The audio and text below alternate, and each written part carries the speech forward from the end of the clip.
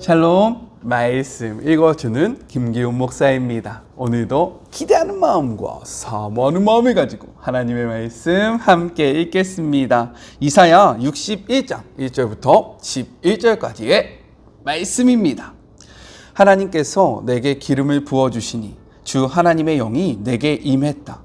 주께서 나를 보내어 가난한 이들에게 복된 소식을 전하고 마음 상한 자들을 치유하며 포로된 이들에게 자유를, 감옥에 갇힌 이들에게 사면을 선포하게 하셨다.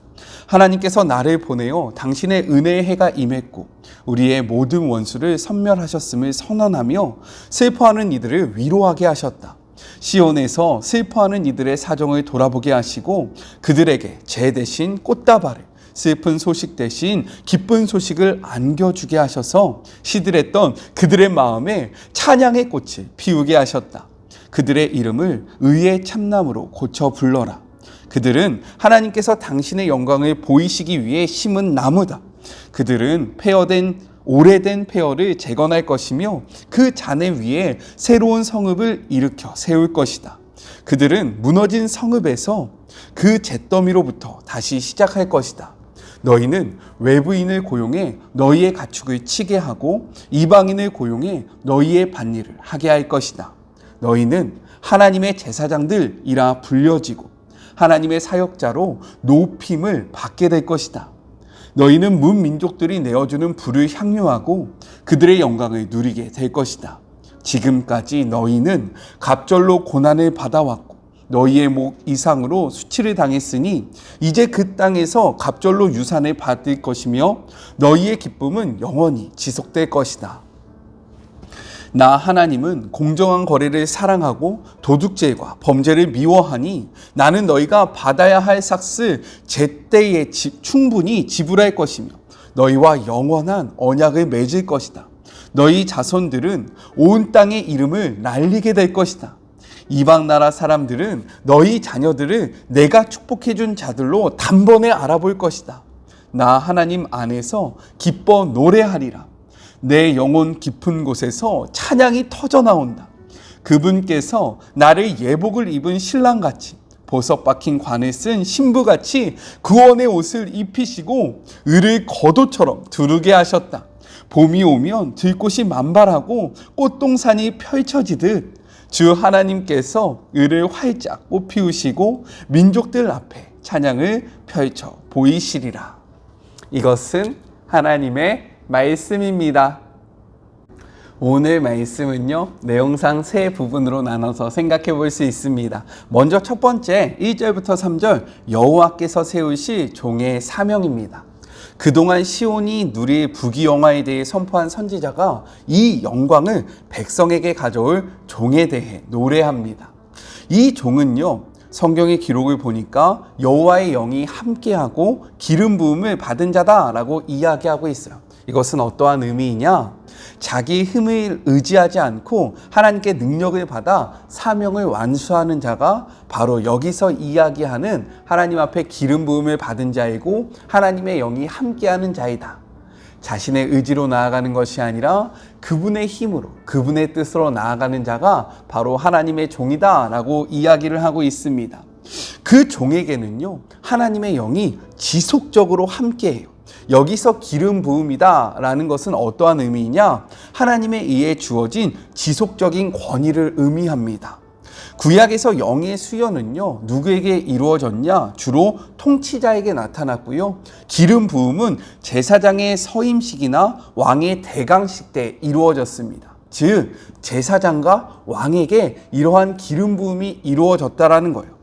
갇힌 자의 해방을 선포하는 사명권은요, 왕의 권리에 속하기에 이것은 어떠한 의미이냐? 하나님의 영이 함께하며 기름 부음 받은 종은 왕권을 가진 인물이다 라는 것을 우리가 생각해 볼 수 있습니다. 이 종은요, 가난한 자에게 아름다운 소식을 전하는 임무를 부여받았습니다. 이 종은 그동안 누구도 하지 못했던 일을 감당함으로써 단순히 전하는 자가 아니라 그 좋은 소식 그 자체가 된다라는 거예요. 또한 상한 마음을 싸매주고 포로에게 자유를 선포하고 갇힌 사람에게 석방을 선언하는 사명도 부여받는데요. 드디어 이스라엘 스스로 해결할 수 없는 문제를 해결해 주실 분이 오게 되었다라는 거예요. 선포하고 선언한다라는 것은 어떠한 의미이냐? 이 종의 능력과 권세를 나타내주고 있는 거예요.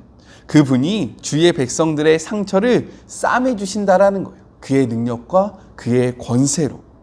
그런데요, 아무리 선포하고 선언만 할지라도 실제로 자유롭게 하지 못한다면 그것은 아무런 영양가가 없는 것 아니겠습니까? 야, 힘든 자에게 가서 야, 너 힘을 내라.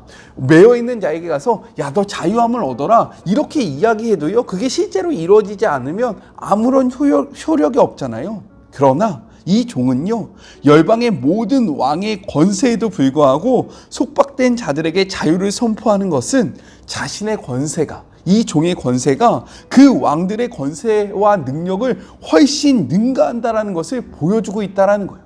단순히 말만 하는 것이 아니라 그들의 삶을 실제로 자유케 하고요, 그들의 삶을 실제로 위로할 수 있는 분이 바로 이 종이다라고 이야기하는 거예요. 하나님의 대변자인 종은요, 백성들에게 여호와의 은혜의 해와 우리 하나님의 보복의 날을 선포합니다. 그뿐 아니라 모든 슬퍼하는 자들을 위로하고요, 그들에게 제 대신, 이 제는 무엇이냐? 슬픔 중에 있었던 이스라엘 백성들, 그 당시 고대 근동 사람들은 어떻게 표현했냐면요, 제를 머리에 쓰고요, 옷을 찢음으로 자신의 슬픔을 표현했거든요. 근데요, 이분이 오니까 제 대신 머리에 꽃 면류관을 쓴다라는 거예요. 그것이 바로 화관입니다. 그리고 슬픔 대신 기쁨의 기름을, 괴로운 마음 대신 찬송을 주신다라고 선포하고 있어요. 이 세상에서 가장 슬퍼하며 좌절하는 자들에게 가장 놀라운 영광을 주시겠다라고 이야기하는 거예요. 이러한 일이 가능한 이유가 무엇일까요? 생각해 보세요. 어떻게 할 때 이러한 일들이 가능하겠습니까? 바로 죄가 더 이상 그들을 속박할 수 없을 때 이러한 일들이 이루어진다라는 거예요. 그러므로 공동체와 자신의 죄 때문에 슬퍼하던 자들은 더 이상 슬퍼할 필요가 없는 거예요. 왜 이스라엘 백성이 이러한 상황에 처했습니까? 그들이 하나님을 떠나는 죄를 범했기 때문에 이러한 모든 일들이 이루어진 거잖아요. 우리의 삶에 왜 슬픔이 온다고 이야기했습니까? 우리의 정욕 때문에 하나님과 멀어져서 이러한 아픔과 슬픔이 온다라고 이야기했잖아요. 그런데 이 종이 오면요, 죄의 문제가 해결받아서 더 이상 우리가 이 죄의 굴레 아래 살아갈 필요가 없다라는 거예요. 이 종이 바로 죄의 문제를 완벽하게 해결하기 때문입니다. 종이 백성들의 죄의 문제를 해결하니까요, 그들이 의의 나무, 곧 여호와가 심으신 나무가 된다라고 성경은 이야기하고 있어요.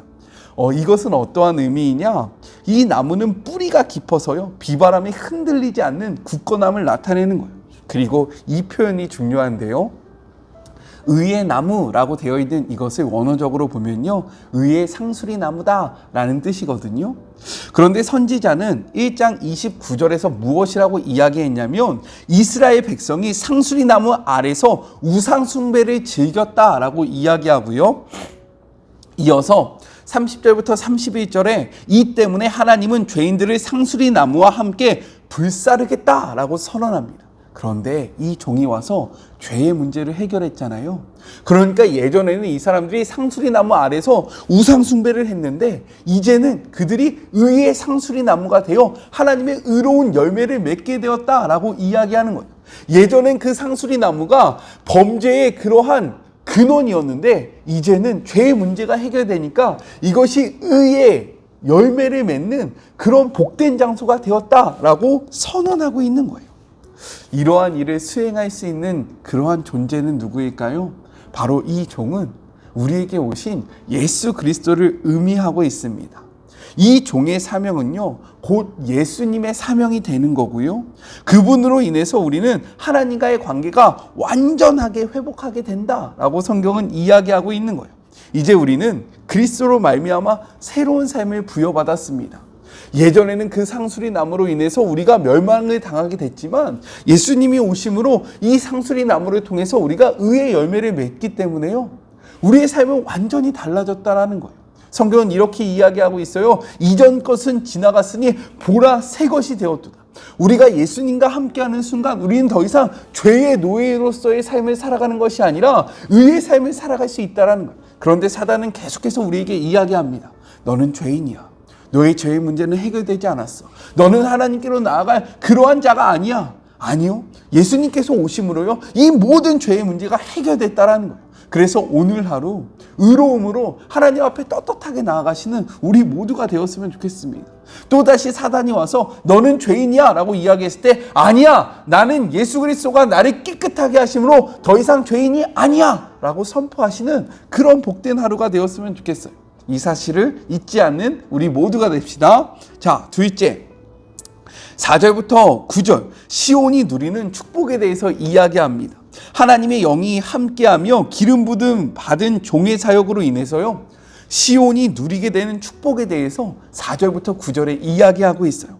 먼저 원수들에 의해 폐허가 되었던 시온의 터가 회복된다라고 이야기합니다.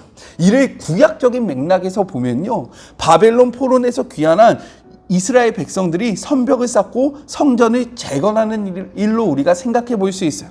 또한 이것을 신학적인 맥락으로 접근하면요, 그리스도의 구속 사역을 통해서 새 생명을 얻게 된 하나님의 백성들이 교회를 세우고 황량한 사람들의 심령을 일으켜 세우는 것이라고 우리가 생각해 볼 수 있습니다. 어느 시대를 이야기하던 이 이야기는 어떠한 메시지를 담고 있느냐? 찬란했던 영화가 회복됨을 이야기하는 거예요. 너희들의 삶이 이전과 같지 않다. 너희들의 삶은 회복되었다. 이것을 나타내주고 있다는 거예요. 하나님의 일하심은요, 단순히 시온의 회복으로 멈추지 않습니다. 주의 백성에게 필요한 모든 것이 과거에 그들을 괴롭히던 자들에 의해서 조달될 뿐 아니라 그들로 하여금 아예 주의 백성의 종이 되어 섬기게 한다라는 거예요. 그런데 우리가 여기서 생각해야 할 것이 있습니다. 매우 중요한 사실이 있어요. 그것이 무엇이냐? 주의 백성들이 기억해야 할 점은 절대 그들이 세상을 통치하는 자가 아니라고 이야기하는 거예요. 우리는요, 우리의 신분이 회복되면 마치 우리가 통치자가 되어 이 땅을 다스릴 것처럼 생각되어지잖아요. 그런데 성경은 그렇게 이야기하고 있지 않다라는 거예요. 주의 백성의 신분은 통치자가 아니라 여호와의 제사장, 그리고 개역개정을 보면요, 우리 하나님의 봉사자다라고 기록하고 있습니다.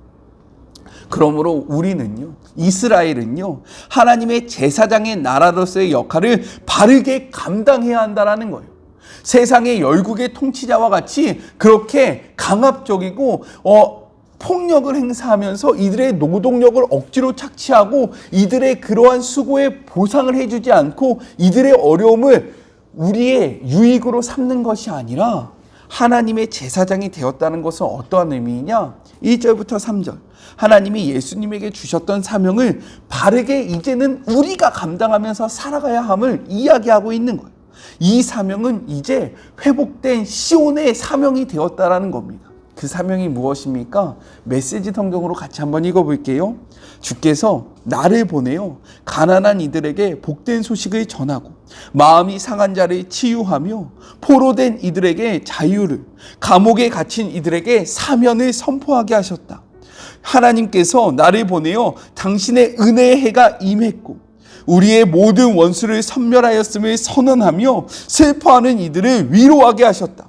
시온에서 슬퍼하는 이들의 사정을 돌아보게 하시고 그들에게 재 대신 꽃다발을, 슬픈 소식 대신 기쁜 소식을 안겨주게 하셔서 시들했던 그들의 마음에 찬양의 꽃을 피우게 하셨다라고 이야기하고 있습니다. 이제 우리가 하나님이 하셨던 이 사명을 우리가 감당하며 살아가야 한다라는 거예요. 가난하고 억눌린 자들에게 하나님의 복음을 선포하면서 이들을 자유케 하고요, 마음속에 슬픔이 가득한 이들을 위로하면서 이들의 마음에 하나님을 찬양하는 그러한 마음으로 바뀔 수 있도록 우리가 예수님처럼 섬기고 예수님처럼 다가가고 예수님의 그 통치를 닮아가는 것이 바로 이제 우리에게 맡겨진 사명이다라는 사실을 꼭 기억하면서 세상의 통치자들이 했던 그러한 통치가 아니라 하나님께서 원하시는 그러한 섬김의 모습으로 나아가는 우리 모두가 되었으면 좋겠습니다. 마지막 셋째, 10절부터 11절 하나님의 축복에 대한 시온의 화답에 대해서 이야기를 하고 있어요. 시온이 하나님의 은혜를 체험하게 된 모든 사람을 대표해서요, 하나님의 자비에 화답합니다. 시온은 결혼하는 신랑 신부의 기쁨과 비교해서 자신의 감격과 즐거움을 노래하고 있어요. 우리 10절의 말씀 개역 개정으로 같이 한번 읽어볼게요. 내가 여호와로 말미암아 크게 기뻐하며 내 영혼이 나의 하나님으로 말미암아 즐거워하리니 이는 그가 구원의 옷을 내게 입히시며 공의의 겉옷을 내게 더하심이 신랑이 사모를 쓰며 신부가 자기 보석으로 단전함과 같게 하였음이라 라고 이야기합니다. 이는 받은 축복으로 인한 기쁨이 아니라요, 이 사실이 중요합니다. 축복을 주신 하나님으로 인한 기쁨이라는 거예요. 이것은 바로 하나님의 축복을 받는 자들의 모습이어야 된다는 거예요. 지금 이 축복을 받은 자들은요, 무엇을 기뻐하고 있냐? 하나님께서 주신 그 축복에 집중하는 것이 아니라 이 축복을 주시는 하나님께 집중하면서 하나님을 찬양하고 있다는 거예요. 그래서 무엇이라고 이야기합니까? 내가 이 축복으로 말미암아 기뻐한다라고 이야기하는 것이 아니라 내가 하나님이 주신 복으로 말미암아 즐거워한다라고 이야기하는 것이 아니라 내가 여호와로 말미암아 크게 기뻐하며 내 영혼이 나의 하나님으로 말미암아 즐거워한다라고 이야기하고 있다는 거예요. 이렇듯 그리스도인들의 즐거움과 기쁨은요, 하나님이 주시는 축복에 있는 것이 아니라 이 축복을 주시는 하나님께 있어야 한다라는 사실을 오늘 말씀을 통해서 우리는 분명히 깨달아야 합니다. 그런데 우리는 무엇에 집중하며 살아가고 있습니까? 하나님이 아니라 하나님이 주시는 축복에 집중하면서 살아가고 있지 않아요? 하나님으로 말미암아 기뻐해야 하는데 하나님이 주시는 그 축복들, 하나님이 주시는 그 선물들에 집착하면서 하나님을 바라보고 있지 않습니까? 오늘 이 말씀을 통해서 우리의 시선을 하나님께로 돌리는 이 말씀 다시 한번 읽어볼게요. 내가 여호와로 말미암아, 무엇으로 말미암아? 여호와로 말미암아 기뻐하며 내 영혼이 무엇으로 말미암아? 나의 하나님으로 말미암아 즐거워한다라는 이 고백이요, 우리의 고백이 되었으면 좋겠습니다. 우리 같이 기도할게요. 하나님 감사합니다. 예수님을 우리에게 보내주셔서 우리의 아픔과 우리의 슬픔과 우리의 삶의 문제들을 온전히 해결하여 주심에 감사합니다. 예수님께서 정말로 왕권을 가지고 우리의 죄를 사면하여 주셨음을 믿습니다. 하나님께서 제사장과 정말로 하나님의 온전한 제물이 되어 우리의 모든 죄를 사하여 주셨음을 고백합니다. 이제 우리는 더 이상 죄의 종이 아니라 주님의 자녀이고 주님의 종이라는 사실을 꼭 기억하게 하여 주시옵시고 하나님의 그 뜻에 맞는 삶을 살아갈 수 있도록 우리의 마음과 생각을 지켜주시며 또한 하나님, 우리가 정말로 축복을 주시는 하나님께 집중하게 하여 주시옵소서. 축복 자체를 바라보며 축복 자체에 만족하며 살아가는 것이 아니라 이 축복의 주관자 되시는 하나님으로 말미암아 즐거워하며 기뻐하는 주의 모든 자녀들이 될 수 있도록 우리의 삶을 인도하여 주시고 우리의 삶을 이끌어 주시옵소서. 함께 하실 주님을 바라보며 거룩하신 예수님의 이름으로 기도드립니다. 아멘. 예수님이 우리의 죄의 문제를 완벽하게 회복해 주셨습니다. 우리가 집중해야 하는 것은요, 하나님이 주시는 축복이 아니라 이 축복의 주관자 되시는 하나님이에요. 이 사실을 기억하시는 복된 하루가 됩시다. 저는요, 또 내일 만나도록 할게요. 사랑하고 주님의 이름으로 축복하면서 오늘 하루도 힘내세요. 우리 내일 만나요. 안녕. 오늘도 수고하셨습니다.